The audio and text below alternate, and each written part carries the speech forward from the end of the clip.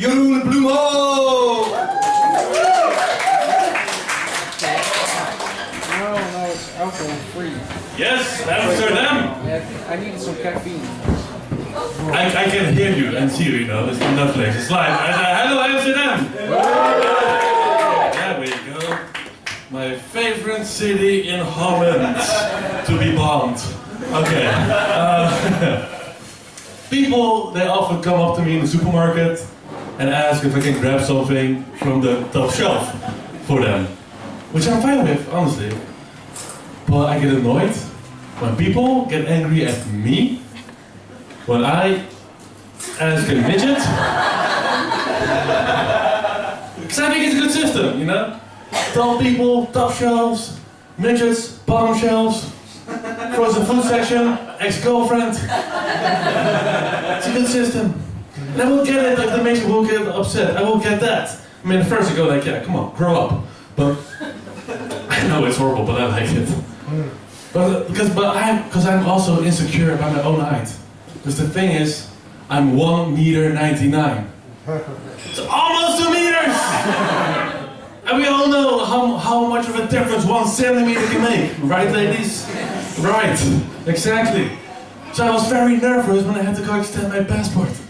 Because I thought to myself, okay, they're gonna ask for your height, but it's also your chance to be 2 meters.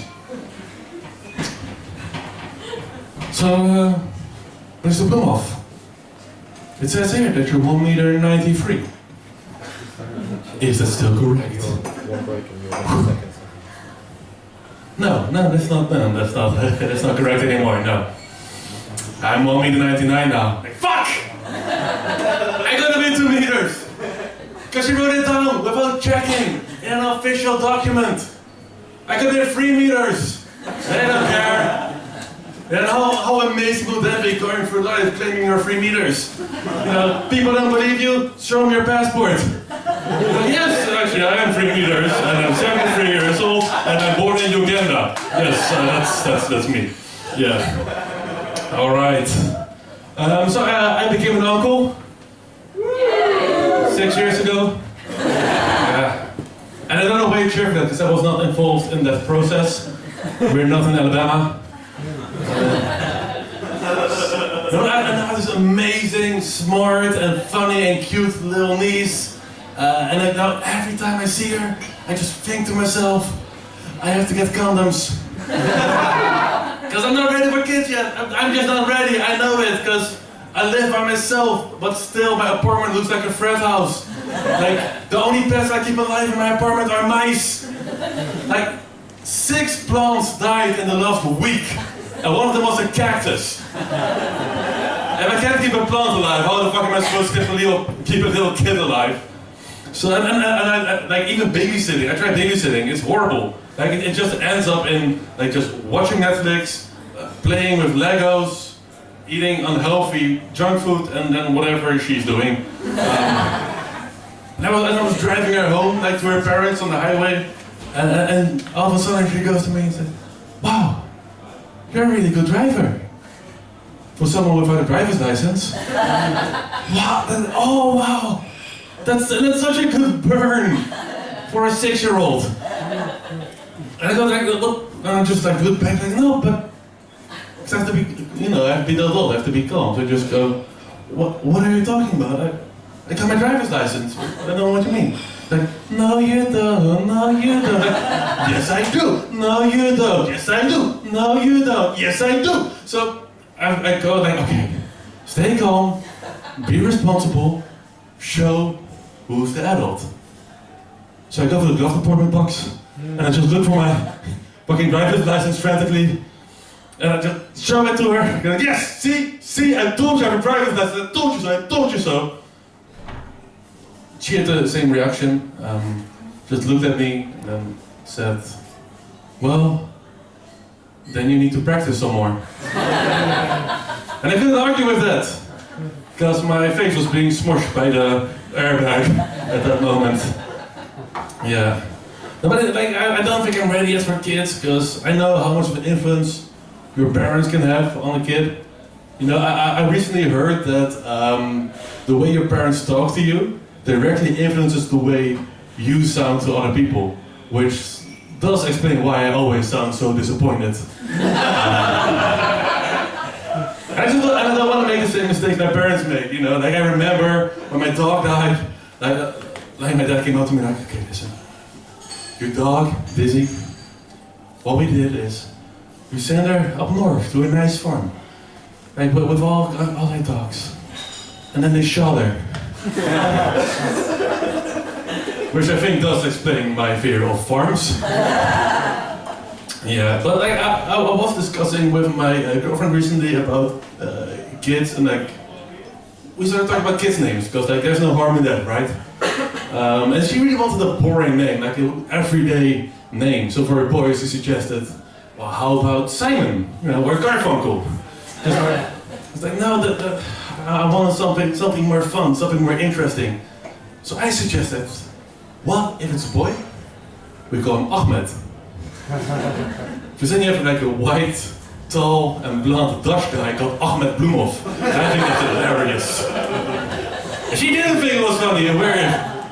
So I tried to make it up to her, like calm her down, okay, how about this, you like this. What if it's a girl?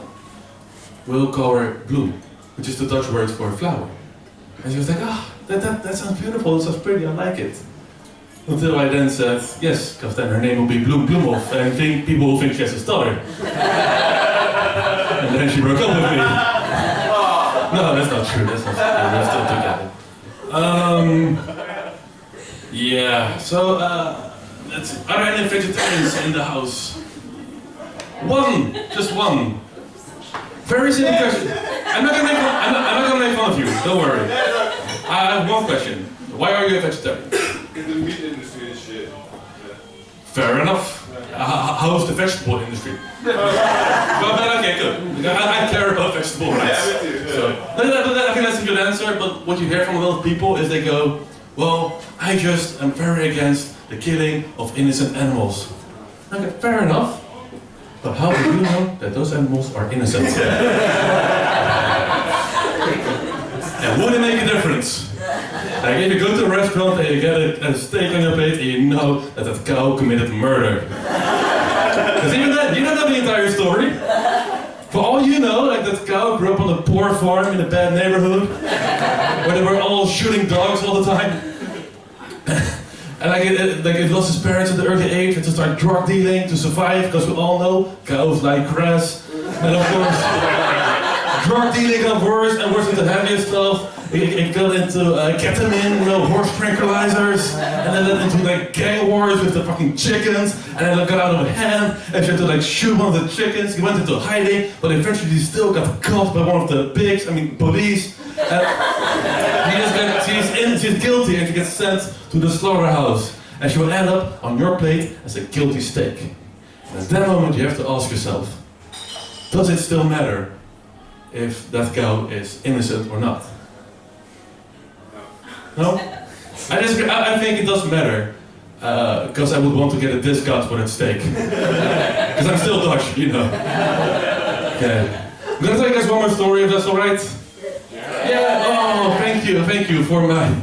Oh, that postpones my suicide by a whole week. Oh. If anyone has to take the train between Rotterdam and Amsterdam, you're welcome. Anyway, I have a fear of flying. Now it's really dark all of a sudden. Jesus, I'm actually happy. Why did I say that? Okay. I have a fear of flying, which means that a lot of people try to help me get over it with the same tact. They always come up to me and go, yeah, but didn't you know that statistically it's more dangerous to ride your bicycle than to go flying? Oh yeah, thanks, now I'll never ride my bicycle again. And it wouldn't be the first time I'm a statistical outlier, you know. I was fucking 22 when I lost my virginity, so sure I will be the one guy everybody knows who dies in a plane crash. It fits with my life. You know, and like, to me, planes are just way more serious, because when is the last time that you heard on the news about a bicycle crash with 50 dead people? Or that bicycles like they get mysteriously lost in the Atlantic Ocean? Or that terrorists are riding bicycles for terrorist attacks? I mean, sure, it would be the most Dutch terrorist attack ever. happen. But I didn't want to get rid of it, so I went to see a therapist, and she told me, therapists are funny, yes. Wait for the punchline, goddammit. Comedians get angry for audience laughing.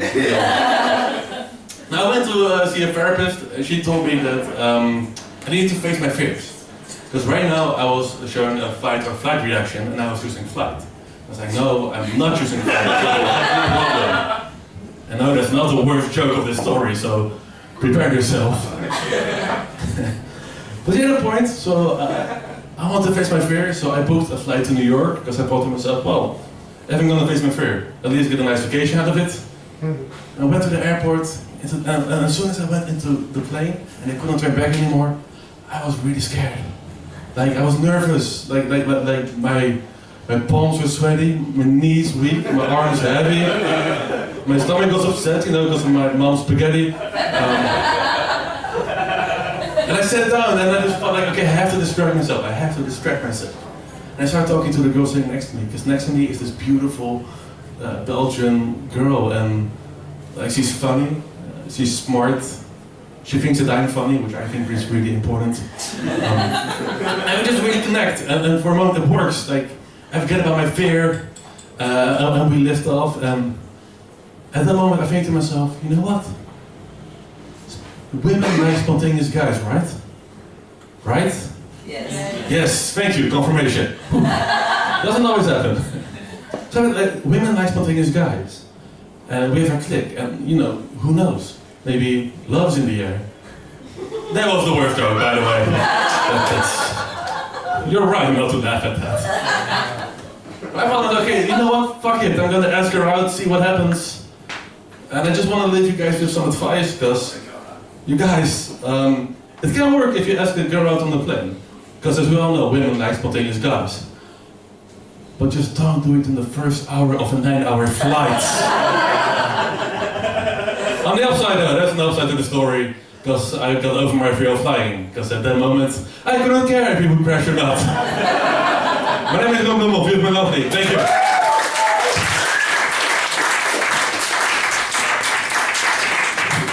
We have a musical act to finish off the first half.